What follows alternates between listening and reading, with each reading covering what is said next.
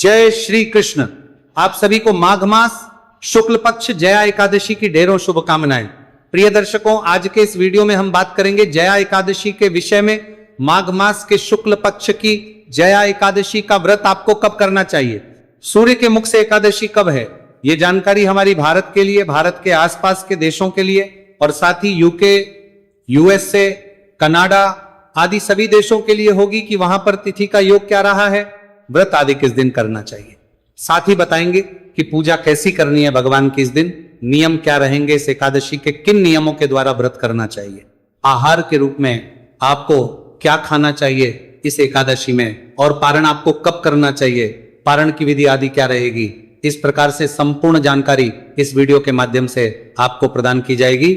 आपसे निवेदन है कि वीडियो यदि थोड़ा सा भी उपयोगी लगे तो कृपया एक बार लाइक अवश्य कर दीजिएगा और परमेश्वर की कृपा प्राप्त करने के लिए, अपने व्रत की सफलता के लिए कमेंट बॉक्स में अवश्य लिखिएगा जय श्री हरि या ओम नमो भगवते वासुदेवाय। आप देख रहे हैं सनातन धर्म का संसार, ज्योतिष संस्थान का प्रतिष्ठित यूट्यूब चैनल सनातन धर्म का संसार धार्मिक। हम यहां पर सभी व्रत और त्योहारों की सही शास्त्रीय जानकारी प्रदान करते हैं। ज्योतिष शास्त्र और पंचांग के आधार पर आपको बताते हैं कौन सी तिथि कब है, व्रत आदि कब करना, क्या विधि है, क्या नियम है और क्या गलती नहीं करनी। यदि आप सभी व्रत और त्योहारों की सही शास्त्रीय जानकारी पाते रहना चाहते हैं तो कृपया चैनल को सब्सक्राइब कीजिए और बेल आइकन को प्रेस कीजिए। जब आप सब्सक्राइब का बटन दबाएंगे तो वहां एक घंटी का निशान बना हुआ आएगा, उसको अवश्य दबाइएगा, तभी आपको हमारे सारे वीडियो प्राप्त होंगे, अन्यथा आपसे जानकारी छूट जाएगी। आइए प्रिय दर्शकों, जानकारी आरंभ करते हैं। बात करते हैं माघ शुक्ला एकादशी की, माघ मास के शुक्ल पक्ष की एकादशी जिसका नाम होता है जया एकादशी। पद्म पुराण में वर्णन आता है जहां भगवान श्री कृष्ण कहते हैं कि इस एकादशी का व्रत करने से मनुष्य ब्रह्म हत्या आदि बड़े बड़े पापों से छूटकर मोक्ष को प्राप्त हो जाता है।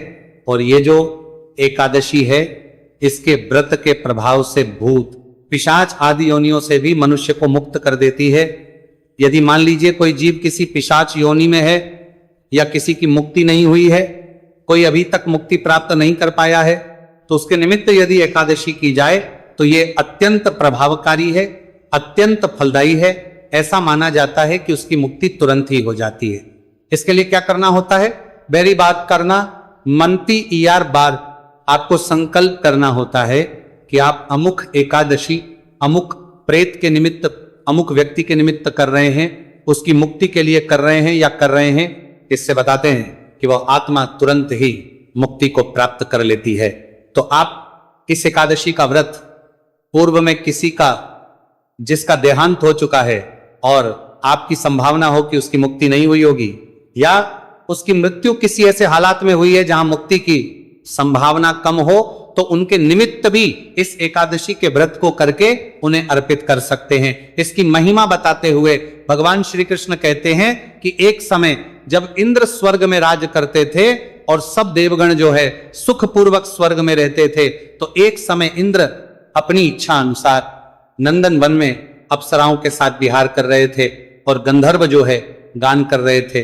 अब उन गंधर्वों में एक प्रसिद्ध गंधर्व था जिसका नाम था पुष्पतंत्र, और उसकी कन्या थी जिसका नाम था पुष्पवती, और चित्रसेन था तथा उसकी स्त्री मालिनी थी।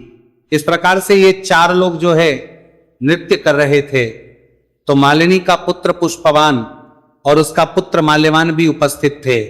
हुआ क्या, वहां पर पुष्पवती जो थी वो माल्यवान को देखकर उस पर मोहित हो गई। तो पुष्पदंत की जो कन्या थी पुष्पवती और मालिनी का जो पुत्र था माल्यवान, वो एक दूसरे पर मोहित हो गए। जो कन्या थी वह अपने रूप यौवन से माल्यवान पर कामवाण चलाने लगी। उसने अपने रूप लावण्य और हाव भाव से माल्यवान को वश में कर लिया। भगवान कृष्ण कहते हैं कि पुष्पवती भी अत्यंत सुंदर थी। अब वे इंद्र को प्रसन्न करने के लिए गान करने लगे, परंतु परस्पर मोहित हो जाने के कारण उनका चित्त भ्रमित हो गया। अब वो राग तो गा रहे हैं इंद्र के लिए, पर क्या है, उनका जो ध्यान है वो एक दूसरे में है। इस कारण से राग पे से, गाने पे से ध्यान भटक गया और इस कारण से उनका जो सुर ताल है वो बिगड़ गया। इंद्र ने इसे देख लिया, इंद्र को समझ भी आ गया कि ये एक दूसरे के प्रति मोहित है। इंद्र को अपना अपमान लगा कि आप मेरे लिए यहाँ गान कर रहे हैं और मेरा अपमान करके आप एक दूसरे में खोए हैं। उसको बड़ा गुस्सा आया, क्रोध आया और उसने कहा कि तुम्हें धिक्कार है जो तुम कर रहे हो, वो किसी गंधर्व के लिए शोभा या मान्य नहीं है। जाओ, अब तुम दोनों स्त्री पुरुष के रूप में, मृत्यु रूप में अर्थात पृथ्वी पर जाकर पिशाच रूप धारण करो और अपने किए का फल भोगो। इंद्र ने इस प्रकार से उन दोनों को श्राप दे दिया। इंद्र के इसके फलस्वरूप वे दोनों अत्यंत दुखी हुए और हिमालय पर्वत पर दुखपूर्वक अपना जीवन व्यतीत करने लगे। उन्हें गंध तथा रस स्पर्श आदि का भी कुछ भी ज्ञान नहीं रहा। उन्होंने बड़े महान दुख भोगे, उन्हें क्षण भी निद्रा नहीं आती थी। इस प्रकार दुख भोगते भोगते एक समय देव कृपा से माघ मास के शुक्ल पक्ष की जया एकादशी के दिन उनसे अनजाने में व्रत हो गया, क्योंकि उन्हें भोजन के लिए कुछ सामग्री ना मिली। शीत बहुत के कारण वो रात्रि भर सो नहीं पाए, तो इस कारण से जागरण हो गया और अगले दिन जया एकादशी का व्रत हो जाने और अनजाने में जागरण हो जाने के पुण्य फल के प्रभाव से उन दोनों को उस श्राप से मुक्ति मिली और वो दोनों पिशाच योनि से छूटकर अपने पूर्व स्वरूप को धारण करके स्वर्ग को चले गए। भगवान कृष्ण कहते हैं कि जब वो स्वर्ग में पहुंचे तो वहां इंद्र आदि सभी देवताओं ने उनकी स्तुति की, उन्हें प्रणाम किया, क्योंकि इस एकादशी का व्रत हो जाने के कारण वो देवताओं के भी पूजनीय हो गए थे। तो प्रिय, इस प्रकार से जो मनुष्य इस एकादशी का व्रत करता है वो देवताओं के लिए भी वंदनीय हो जाता है। देवता भी उसकी वंदना करते हैं, क्योंकि वो भगवान हरि का परम भक्त कहलाता है और भगवान हरि के परम भक्त को देवता सदा वंदना करते हैं। ये इसकी महिमा है जो पद्म पुराण में वर्णित है। अतः आपको इस एकादशी को अवश्य करना चाहिए। अब प्रश्न उठता है, इस एकादशी को कैसे करना चाहिए और क्या करना चाहिए? एकादशी व्रत के जो नियम है वो व्रत के एक दिन पूर्व ही दशमी तिथि से आरंभ होते हैं। उसी प्रकार से दशमी तिथि से व्रत के नियम आरंभ हो जाएंगे। क्यों? एकादशी का जो व्रत है वो एक दिवसीय अनुष्ठान होता है, जिसमें व्रत के एक दिन पूर्व संयम रखते हुए नियम पालन आरंभ होते हैं। फिर अगले दिन व्रत होता है और उससे अगले दिन एकादशी व्रत का पारणा होता है, तब जाके ये अनुष्ठान पूर्ण होता है और उसका पुण्य फल प्राप्त होता है। तो दशमी तिथि को कुछ वस्तुओं का त्याग कहा गया है, उनका त्याग करना चाहिए। उनमें प्रमुख रूप से जो कही गई वस्तुएं हैं उनमें आता है, सबसे पहले तो मनुष्य को व्रत के एक दिन पूर्व ही तामसिक पदार्थों का त्याग कर देना चाहिए। लहसुन, प्याज आदि का त्याग कर देना चाहिए। जो लोग मांस मदिरा का सेवन करते हैं और एकादशी का व्रत भी करते हैं, उन्हें भी व्रत के एक दिन पूर्व ही इसका त्याग कर देना चाहिए। एकादशी के व्रत के एक दिन पूर्व आपको कांसे के वस्तुओं का त्याग करना चाहिए। एकादशी के पात्र का त्याग कर देना चाहिए, शहद का त्याग कर देना चाहिए, मसूर की दाल का त्याग कहा गया है उसे त्याग देना चाहिए। नियम कहते हैं कि एकादशी का व्रत करने के एक दिन पूर्व आपको केवल एक वक्त ही ग्रहण करना चाहिए। अगर संभव हो तो रात्रि को अन्न ग्रहण ना करें, और यदि किसी के लिए संभव ना हो, क्योंकि आजकल बहुत सारी बीमारियां, बहुत सारी परेशानियां होती हैं, बहुत सारी दवाइयां लेनी होती हैं, तो आप उसके अनुसार निर्णय कर सकते हैं। इस प्रकार से दशमी तिथि के नियम का पालन कीजिए। दशमी तिथि को ही आपने बाल आदि धो लेने चाहिए। जो भी हमारी माताएं बहनें एकादशी व्रत कर रही हैं, जो व्रत नहीं भी कर रही हैं, उन्हें भी एक ज्ञात हो कि एकादशी के दिन बाल धोना मना होता है। ना केवल एकादशी व्रत, द्वादशी के दिन भी बाल नहीं धोने चाहिए। तो सर, धोना है तो आप एक दिन पूर्व ही उसे धो लीजिए और ब्रह्मचर्य धारण कर लेना चाहिए। ब्रह्मचर्य का नियम पारण तक आपको निभाना होगा। इस प्रकार से दशमी का दिन व्यतीत कीजिए। व्रत के एक दिन पूर्व का दिन व्यतीत कीजिए। एकादशी का व्रत जिस दिन आप कर रहे हैं उस दिन आपको सूर्योदय से पहले उठ जाना चाहिए। उठने के बाद स्नान आदि करके स्वच्छ वस्त्र धारण कीजिए। इस दिन का जो स्नान है ये माघ एकादशी का स्नान है। इसी से अंतिम दिवसीय स्नान आरंभ होता है। यदि आपने पूरे माघ का स्नान नहीं किया है ना, तो आप इस दिन का सुबह का माघ स्नान अवश्य कीजिएगा। ये अत्यंत पुण्यदायी है। शास्त्र कहते हैं कि जो अंतिम 5 दिनों में माघ स्नान कर लेता है उसे संपूर्ण माघ नहाने का पुण्य फल प्राप्त होता है। पिछले दिनों कथा में भी इसका वर्णन आया था, और जब हम माघ मास महत्व में सुन रहे हैं वहां वर्णन आया था, और माघ की महिमा जहां बताई गई है पद्म पुराण में, वहां भी इसका वर्णन आता है। तो आपको ये अंतिम 5 दिन अवश्य ही स्नान करने चाहिए। अंतिम 5 दिन में स्नान करके कैसे आप इस पुण्य को प्राप्त कर सकते हैं, इसके लिए मैंने अलग से भी एक वीडियो बनाया है, उसका भी आप लाभ लीजिएगा। तो इस दिन का जो स्नान है इसे साधारण ना समझे, अगर संभव है तो आप संगम में स्नान कीजिए।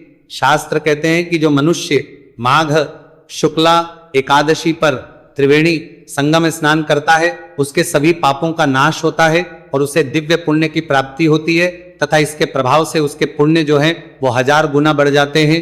अब सभी लोग ना तो संगम जा सकते हैं, ना गंगा जी जा सकते हैं, या ना ही यमुना जी जा सकते हैं। तो आप अपने घर पर भी इसका लाभ ले सकते हैं। घर पर जो स्नान करेंगे उस स्नान के जल में थोड़ा सा गंगा जल और थोड़े से काले तिल मिला लीजिएगा और उससे स्नान कीजिएगा।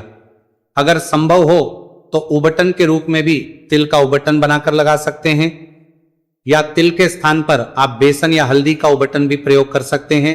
साबुन का प्रयोग नहीं करना चाहिए। इस प्रकार से स्नान आदि कीजिएगा। स्वच्छ वस्त्र धारण कीजिएगा। स्वच्छ वस्त्र धारण करके सूर्य को अर्घ्य अवश्य दीजिएगा, क्योंकि इस दिन सूर्य अर्घ्य की महिमा बहुत है। जब नारायण का पूजन करने जा रहे हैं उससे पहले सूर्य भगवान को अर्घ्य दीजिए। सूर्य अर्घ्य के इस दिन बड़ी महिमा कही गई है। माघ शुक्ला एकादशी के दिन भगवान सूर्य नारायण को दिया गया अर्घ्य दिव्य फलों की प्राप्ति कराता है। सूर्य अर्घ्य के साथ आप इस दिन इसके बाद जी को जल अवश्य दीजिएगा। तुलसी माता को जल दीजिएगा। शास्त्र कहते हैं कि इससे भी आपको बड़े पुण्य की प्राप्ति होती है। तदोपरांत आप इस एकादशी का संकल्प करते हुए पूजन कीजिएगा। अब प्रश्न उठता है जी कि पूजन कैसे करना है, पूजन के लिए क्या सामग्री चाहिए। सामग्री के रूप में भगवान नारायण की कोई तस्वीर या प्रतिमा लीजिए। उनको स्थापित करने के लिए कोई चौकी लीजिए। उस पर बिछाने के लिए एक लाल या पीला वस्त्र चाहिए। इसके अतिरिक्त रोली, मोली, पान, सुपारी, लौंग, इलायची, धूप, दीप, नैवेद्य, पुष्प, इत्र, जनेऊ, पंचामृत बनाने के लिए कच्चा दूध, दही, घी, शक्कर, गंगाजल, ये सारी सामग्री एकत्र करनी है। 1 लोटा लेना है तांबे का, उसको पहले मांझ लीजिए। थोड़ा सा गंगाजल उसमें पहले भरिए, फिर उसमें शुद्ध जल भरिए और आसन लगा के बैठ जाइए। सारी सामग्री को एकत्र करके जो आपका स्थल है जहां आपने पूजा करनी है, चौकी लगानी है, वहां पे बैठ जाएं। पहले फूल के माध्यम से जल के छींटे दीजिए सभी सामग्री पर और उस स्थान पर जहां आपने पूजन करना है, जहां भगवान की स्थापना करनी है। इससे वो स्थान पवित्र हो जाएगा, वो सामग्री शुद्ध हो जाएगी। इस प्रकार से जल के छींटे आपने स्थान को शुद्ध किया है, पवित्र किया है, सामग्री को शुद्ध किया है। अब चौकी बिछाइए, उस पर लाल या पीला जो वस्त्र है उसे बिछाइए। भगवान की तस्वीर या प्रतिमा को स्थापित कीजिए। उनके सामने घी का दिया रखिए। घी का दिया सीधे हाथ की ओर रखेंगे और तिल के तेल का दिया है तो उलटे हाथ की ओर रखेंगे। विपरीत दिशा में धूप रखिए और अब अपने हाथ पर जल लीजिए और हाथ धो लीजिए। हाथ धोने के बाद एक एक मंत्र पर 1-1 चम्मच जल आपने ग्रहण करना। इसे जलाशमणी कहते हैं। जल जो है 2 बूंद से अधिक नहीं होना चाहिए, क्योंकि जो निर्जला व्रत करते हैं उनके लिए केवल 6 मासा जल ही शास्त्रों में कहा है कि जलाशमनी के रूप में 6 मासा जला प्रयोग कर सकते हैं। तो 2-2 बूंद जल 3 बार आपको लेना है। हस्तो प्रक्षालन नमः, हाथ पे जल लीजिए, हाथ धो लीजिए। ओम माधवाय नमः जल लीजिए, पी जाइए। ओम केशवाय नमः जल लीजिए, पी जाइए। ओम नारायणाय नमः जल लीजिए, पी जाइए। ओम पर्शिकेशाय नमः, नमः हस्तो प्रक्षालन, हाथ धो लीजिए। हाथ धोने के बाद अपने आप को तिलक कीजिए, मौली बांधिए, धूप और दीप को प्रज्वलित कीजिए। धूप दीप प्रज्वलित करके अब आप व्रत पूजन का संकल्प करेंगे। तो संकल्प करने के लिए सीधे हाथ पे जल लीजिए। 1 रुपए का सिक्का दक्षिणा के रूप में कम से कम रखिए, अधिक जो भी रखना चाहे वहां रख सकते हैं। और 3 बार बोलिए ओम श्री विष्णु, ओम श्री विष्णु, ओम श्री विष्णु। अपना नाम, अपना गोत्र, जिस स्थान पर बैठकर संकल्प कर रहे हैं वहां का मकान नंबर, क्षेत्र का नाम, शहर का नाम, माघमाशीष, पुण्यतिथि भगवान श्री हरि विष्णु, एकादशी विष्णु, और वह संकल्प भगवान के चरणों में अर्पित कर दीजिए। इस प्रकार से आपने संकल्प अवश्य करना है। संकल्प के बिना किसी भी पूजा पाठ की सिद्धि नहीं होती है। आपके प्रश्न कई बार हैं कि पंडित जी प्रत्येक एकादशी पर संकल्प करना चाहिए क्या? यदि आपने किसी के निमित्त पूर्व में संकल्प किया हुआ है, कई बार क्या करते हैं हम किसी के लिए एकादशी बोल देते हैं कि अमुक व्यक्ति की मुक्ति के लिए हम इतनी एकादशी करेंगे या अमुक के लिए हम इतनी एकादशी करेंगे। यदि आपने उतनी एकादशी बोली है तो आपने आरंभ में ही उसका संकल्प कर लिया होगा, फिर आपको हर बार करने की आवश्यकता नहीं है, क्योंकि ये अपने लिए नहीं वरन आप दूसरी आत्मा के लिए कर रहे हैं। लेकिन यदि आप अपने लिए कर रहे हैं और आपने ऐसा कोई संकल्प पूर्व में निर्धारित किया है, तो आपको प्रत्येक एकादशी पर संकल्प करना चाहिए। शास्त्रीय विधि से इस प्रकार ना कर पाए तो केवल इतना बोल दीजिए, हाथ में जलेगी, कि प्रभु आज माघ मास के शुक्ल पक्ष की जया एकादशी पर आयु आरोग्यता के प्राप्ति के लिए, सुख संपत्ति की प्राप्ति के लिए और भगवान नारायण के प्रसन्नता के लिए इस एकादशी का तथा कथा श्रवण का संकल्प करते हैं। इसे आप स्वीकार करें और इतनी शक्ति प्रदान करें कि हम इसको सफलता पूर्वक कर पाए। संकल्प भगवान के चरणों में अर्पित कर दीजिए। संकल्प आपने करना अवश्य है, चाहे आप शास्त्रीय विधि से करें, चाहे इस प्रकार से करें। संकल्प करने के बाद अब आप भगवान का पूजन करेंगे। पूजन कैसे करेंगे? सबसे पहले भगवान को पद्य, अर्घ्य, आचमन ही अर्पित किया जाता है। तो भगवान की तस्वीर या प्रतिमा जो भी है, उनके सामने एक पात्र रख दीजिए।